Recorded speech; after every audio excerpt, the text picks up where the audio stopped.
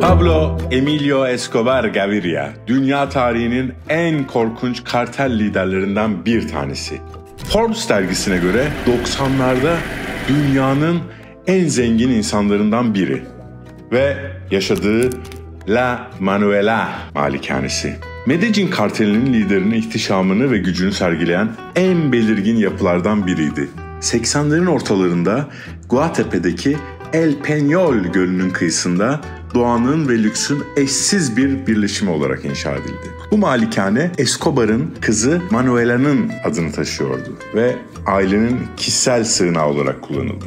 La Manuela, Escobar'ın lüks ve güç gösterisinin bir temsiliydi. Yaklaşık 25 dönümlük bir alana yayılmış olan malikanede geniş bahçeler, tropik bitkiler, çeşitli havuzlar, tenis kortları, futbol sahası ve hatta bir helikopter pisti bulunuyordu. Bu alanlar sadece Escobar ailesinin eğlencesi için değil, aynı zamanda kartel üyeleri ve iş ortakları için de kullanılıyordu. Malikanenin iç dizaynı da dışı kadar gösterişliydi. Zengin ahşap işçilikleri, altın varaklı süslemeler, ithal mobilyalar ve sanat eserleriyle doluydu. Escobar burada özellikle kızı Manuela için bir hayvanat bahçesi bile kurdurmuştu. Küçük bir hayvanat bahçesi, daha büyüğünü göreceğiz. Ayrıca malikanenin altında gizli tüneller ve kaçış yolları bulunuyordu. Bunu bu bölümde göstereceğim size. Bu da Escobar'ın güvenlik endişelerini yansıtıyordu. Ancak Escobar'ın ölümü ve Medellin kartelinin çöküşüyle birlikte La Manuela'nın kaderi de değişti. Escobar'ın düşmanları, özellikle Los Pepes Perseguidos por Pablo Escobar malikaneyi hedef aldı. 1993 yılında Escobar'ın ölümünden kısa bir süre sonra La Manuela yok edildi. Bugün La Manuela'nın yerinde sadece harabeler var. Göl kıyısındaki bu terk edilmiş yapı Escobar'ın yükselişini ve düşüşünü simgeleyen bir mekan olarak hala ziyaret edilmektedir. La Manuela sadece Escobar'ın servetini ve ihtişamını değil, aynı zamanda Kolombiya'nın kurucu savaşlarının ve o dönemin karanlık yüzünü anlatan bir anıt gibi. Bu malikane Escobar'ın kişisel yaşamının ve işlerinin bir parçası olmasının ötesinde Kolombiya tarihinde karanlık bir dönem sembolü olarak kalmakta. Bugün girmesi yasak. Çünkü Kolombiya devleti Pablo Escobar'la anılmak istemiyor ve girmesi kesinlikle ve kesinlikle yasak. Ama bir Türk olarak yolunu tabii ki bulduk sizin için. Hem size hiç açılmamış bir tünel açacağız hem de Escobar'ın şatafatlı malikanesini göstereceğiz. Macera başlıyor. Evet, yağmur başladı. İç bölgelere doğru gidiyoruz. Pablo Escobar'ın diskoteğini ve şatosunu göreceğiz. Gerçekten şato gibi. Biliyorsunuz gölden tekneyle gittik ama bana yetmedi. Buradan böyle tarlaların arasında yol var. Oradan bulacağımızı ümit ediyorum. Muhtemelen içeri sokmayacaklar ama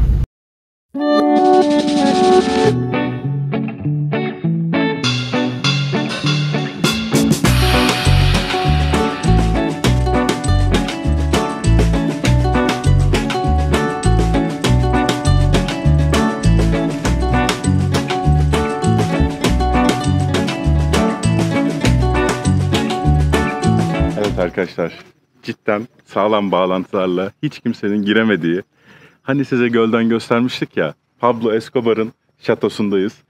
Ciddi anlamda çok zor oldu burada. Yarım saattir bekliyoruz. Gelin bu arkadaki evi görelim. Şu anda bir mucizeye şahitlik ediyorsunuz. Burası Pablo Escobar'ın yardımcısının evi.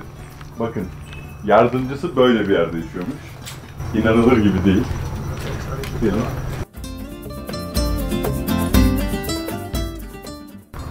Yardımcının evi şato gibi. Ben Escobar'ın evine yardımcısının evine bakın. Biliyorsunuz burs veriyoruz tüm gelirlerimizde ve Just English bana inanılmaz yardımcı oluyor. Just English dil okulları. Onların Türkiye'de onlarca okulu var ve Amerika'da New York ve Los Angeles'ta da dil okulları var. Dünyayı gezmek için dil öğrenmeye ihtiyacınız var. Dil öğrenmeden de gezebilirsiniz ama insanları anlamanız için dil öğrenmeniz gerekiyor. Onun için de İngilizce en önemlisi. Dil öğrenmek için de bana desteğini esirgemeyen Just English'in Amerika'daki ve Türkiye'deki dil okullarını tercih edebilirsiniz. Manzarasına bakın yardımcısının. Baba bak. Buraya girmek imkansız şu anda. Kolombiya hükümeti burayı kapattı. Kesinlikle Pablo Escobar'ın ismini silmek istiyor ama çok uğraştık girmek için. Yalvardık, yakardık. Tabii ki bir Türk olmanın verdiği avantajlar var. Bizim kafamız şeytanlıklara çalışıyor. Bir Alman gelse buraya nah girerdi. Pablo Escobar'ın yardımcısının evine bakın ya. İnanılır gibi değil. Bahsettiğimiz 80'li yıllar, 90'lı yıllar arkadaşlar. Burası Pablo Escobar'ın hayatı boyunca yaşadığı yer. Diğer yerleri daha çok yazlık gibi kullanıyor ama burası asıl yaşadığı yer ve giriş zor. Bu yarımadanın hepsine de sahip Escobar. Burada tüneller var. Şimdi buranın gizemli yerlerini göreceğiz. Gerçekten ben çok heyecanlıyım. Hepsini kafalıyorum. Uber şoförünü kafaladım, rehberi kafaladım. Herkesi kafalıyorum grubumuza da.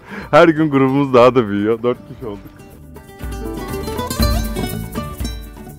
Bu ev, bu şato 1985 yılında yapılmış. Tam 7 yıl sürmüş. Günde 300 erkek çalışıyormuş. 300 kişi çalışıyormuş. Ama çok ilginç bir bilgi var. Gelin. Bakın bu duvarlar var ya, bu duvarlar. Nasıl yapılmış biliyor musunuz? Bu şatonun altı, şato diyorum ben, malikanede diyebilirsiniz. Altı tünellerle dolu, kaçış tünelleriyle, çok uzun tünellerle. Tünellerden çıkan toprakla yapıyorlar bu duvarları. Çok acayip.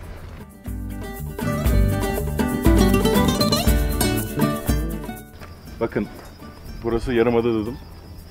Bu ağaçları hiç gördünüz mü hayatınızda? Muhtemelen hiç görmediniz. Bu ağaçların hepsini Avustralya'dan getirtmiş. Akasya ağaçları. Avustralya'da yetişen akasya ağaçları. Akasya australianus. Öyle diyorlar. Tabi hipopotam getirdiği, zürafa getirdiği hayvanat bahçesi var. Hacienda Nápoles. Bakın ya, getirdiği ağaçlara bakın adamın. Tam bir manyak, tam bir ruh hastası. Tabi o kadar parayı ne yapacak? Dünyanın en zengin adamıymış.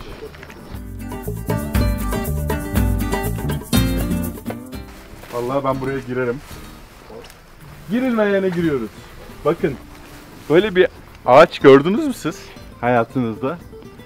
Ne ağacı bu biliyor musunuz?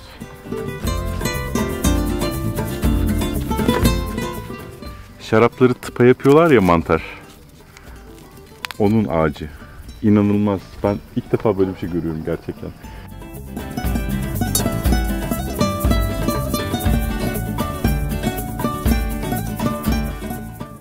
Burası Escobar'ın at çiftliği.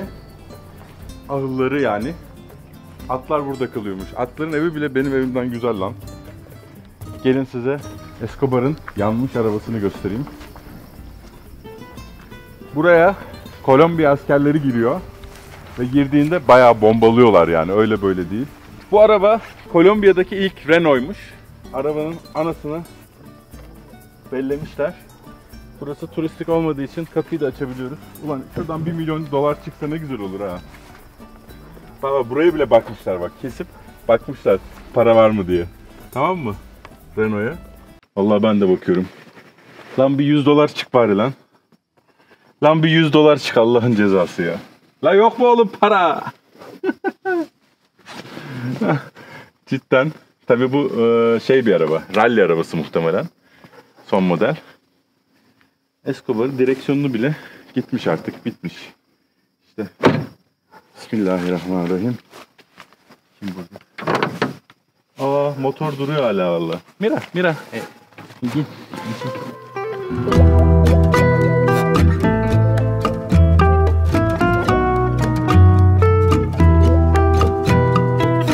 Arkamda gördüğünüz bir köy, bir kasabanın futbol sahası gibi gözükse de arkadaşlar değil. Pablo Escobar futbol takımları sahibi ve Güney Amerika'nın en iyi oyuncularını kendi takımında oynatıyor. Ama sıkıldığı zaman ne yapıyor? Atlético Nacional diye bir takımın sahibi. Güney Amerika Kupası'nı kazanıyor. Aynı zamanda geldiği zaman Medellin, Atlético Nacionales futbolcularını burada maç yaptırıyor. Gelip izliyor. Tam bir psikopat, tam bir manyak adam. Ne yapıyor? Arjantin'de bir kupa kazanıyor. Güney Amerika Kupası'nı. What was the name of the cup? Libertadores. Libertadores kupasını kazanıyor. Ama maç Arjantin'de oynanıyor. Arjantin helikopterle kupasını bu eve getirtiyor. Helikopterle getirtiyor. Ve gördüğünüz gibi bu böyle masum bir futbol stadyumu gibi gözüküyor olabilir ama değil. Kesinlikle değil. Burada böyle dünyanın en iyi futbolcularını getirip oynatıyor. Sonra ne yapıyor? Bira içip izliyordur yani. İşte acayip paralar.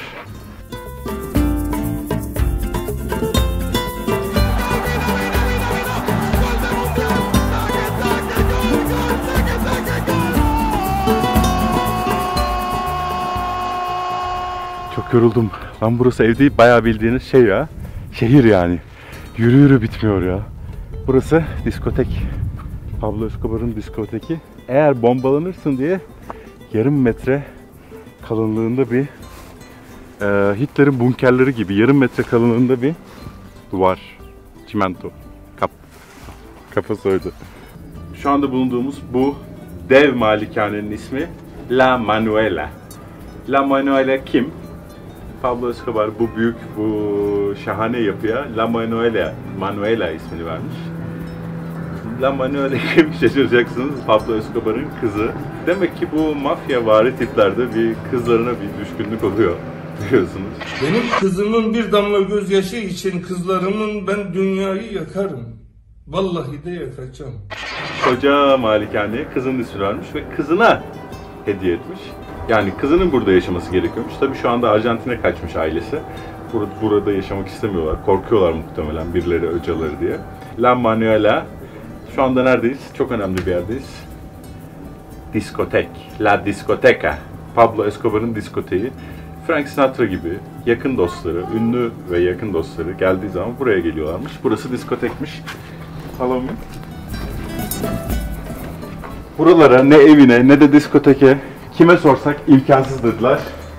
Ama Arnold inadıyla zorladım, geldim. Burası La Discoteca. Bar. Küçük. Göle sıfır. Bakın.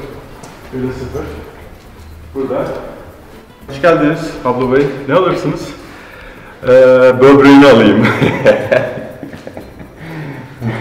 Çok yoruldum ya. Küçük, sevimli bir yer yapmış ama zaten arkadaşlarıyla takılmak için yaptığı için. Evet, minnoş bir yer. Evet. Tamam, kafasına göre evin içinde diskoteki var. 80'li yıllarda yapılmış şeyler. Şey çok komik ama. Evet. You feel it?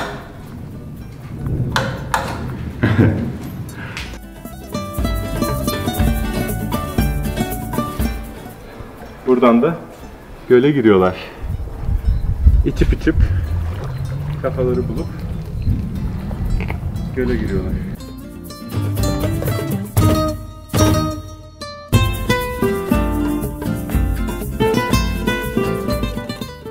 Paradise yazdırmış diskosunu. Tabii o kadar para olursa her yer sana Paradise Pablo amca. Paradise. 90'lı yıllarda acayip yani lüks bir yer burası. Tuvaletlere bakın Allah aşkına.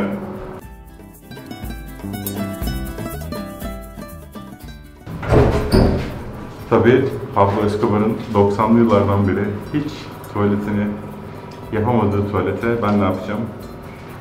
Anladınız. Pablo'nun evine gidiyoruz. Daha gitmemişiz. Hadi bakalım. Vallahi öldüm bittim ya.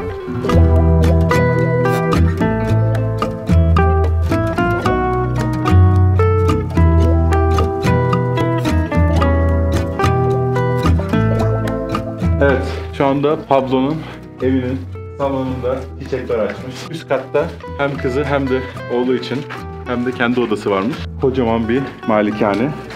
Devam edelim.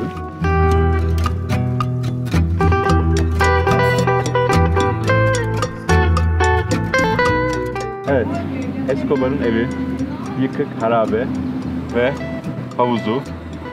80'li 90'lı yıllar için inanılmaz lüks tabii ki. Göle bakıyor. Evlerinden bir tanesi tabii ki bu ama burada yaşıyormuş genel olarak. Gördüğünüz gibi harap halde şu anda. Ama muhteşem bir mimarisi var. Gerçekten çok güzel, çok şık yapılmış. Los Pepes.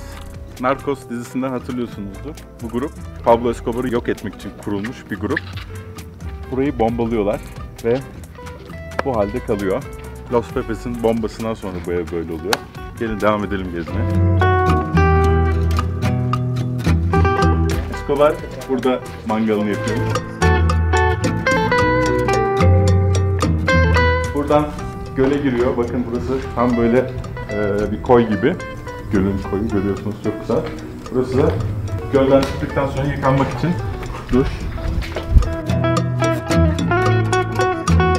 Buraya da böyle bir kule yapmış. Wow. Muhteşem bir manzarası var tabii ki. Annesinin evi de karşıda bir yerdeydi. Şöyle manzarayı gösterelim. Buradan da tabii korumaları buradan silahlarla bakıyorlar sağdan soldan gelen tekneler, Los Pepes var mı diye. Buradan uyarıyı veriyor. Sonra tünellerden kaçıyor. Bakalım tünelleri görebilecek miyiz? Benim çok merak ettiğim kısım tüneller.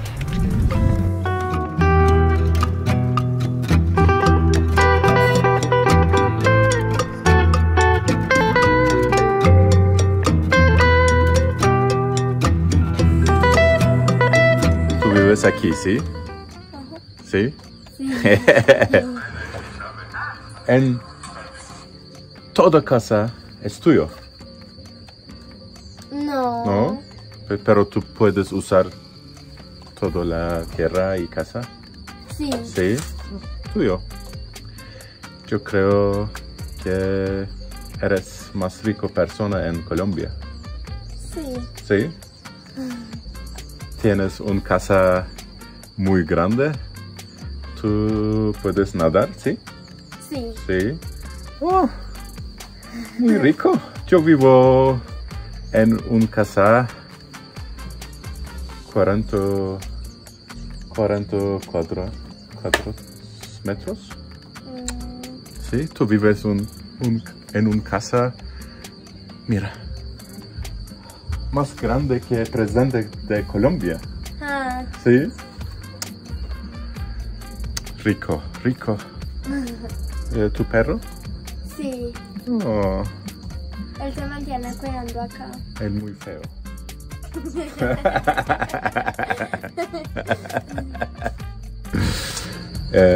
¿Cómo se llama? ¿Quién? ¿Tu nombre? Heidi Sofía. Heidi. Ajá. ¿Cómo Sofía. Heidi? ¿Tú conoces Heidi? Una chica feliz, Heidi, ¿no? No. ¿Tú no lees? ¿Tú necesitas leer un libro, Heidi? ¿O ver una televisión?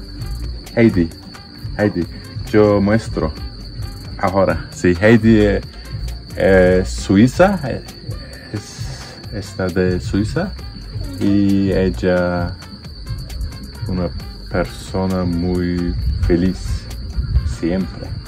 Sí. Muestro, ¿sí? ¿Abierto? YouTube. Bueno. Heidi. Evet arkadaşlar, Pablo Escobar'ın evini artık hani o terör estiren adamın evini bu kız kullanıyor. Bahçesinde bu kız oynuyor. Bir de bu küçük kız oynuyor. Bu iki güzel kız Pablo Escobar'ın mirasına konmuşlar. Çünkü bu evin bakıcısı adam.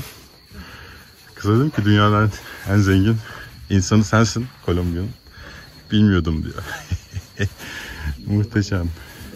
İşte dünyada terör estirirsin ama dünyada hiçbir şey sana kalmıyor. 2 tane küçük kız çocuğuna kalıyor. Burada hayatlarını ne güzel geçiriyorlar. Kendilerine böyle ev bile yapmışlar. Oh.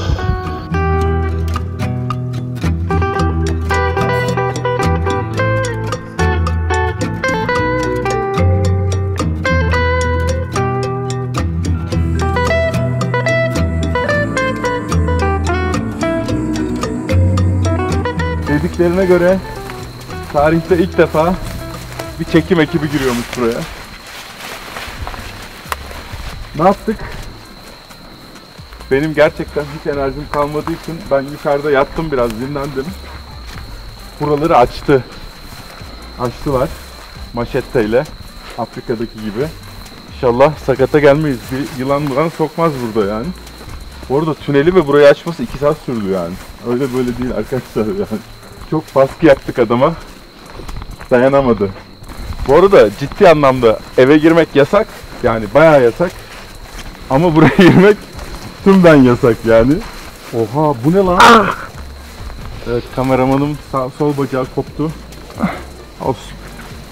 Önemli değil. Bak şeytanlara bak. Ağaç. Oha. Bu acaba ağacından meyveler düşmüş bu arada. Baksanıza. Abi bu ne? Abi ben tünel dediğinde böyle küçük, kaçmak için delik gibi bir şey hayal ettim. Adam zengin ya. Anasını satmış. Bu ne ya? Bakın arkadaşlar. Bu tüneli kazdırmış.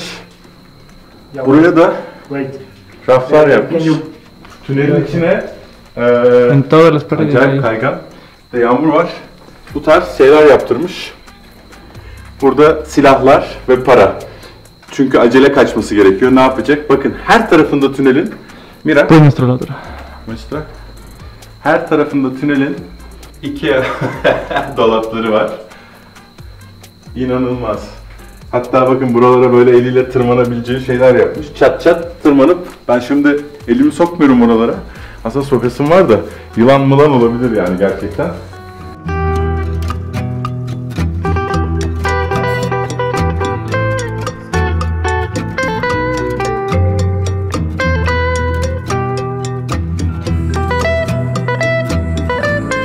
Yani gerçekten bizim bulmamız, ulaşmamız bile çok zor oldu. Burada yaşayan adam bile ulaşması çok zordu. Gerçekten maşetlerle kesip ulaşmışlar. Ben yoktum, ben yatıyordum. Size yalan söylemeyeyim. Buranın altında bir sürü tünel var. Bu bir tanesi.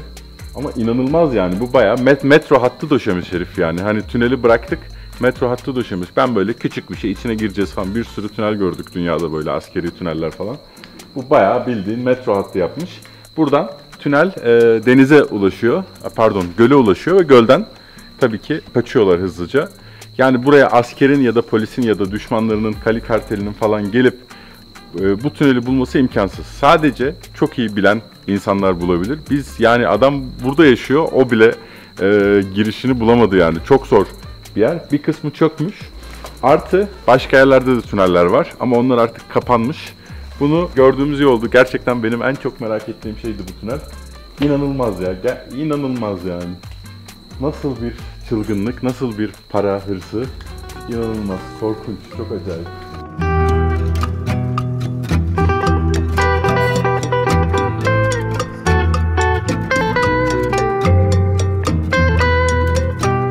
Evet arkadaşlar, girilmeyen yere girdik.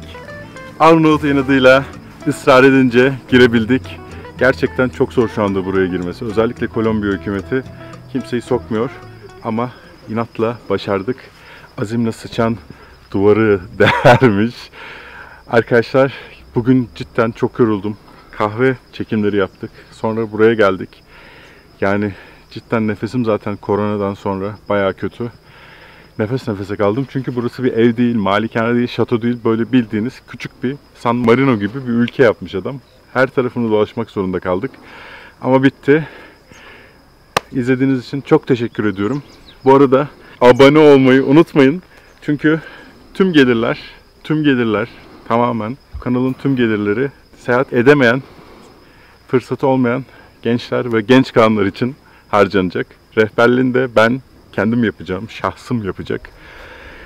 Şimdilik hoşça kalın. Buradan başka bir yere gidiyoruz. Sürpriz bir belgesel çekeceğiz. Kendinize iyi bakın.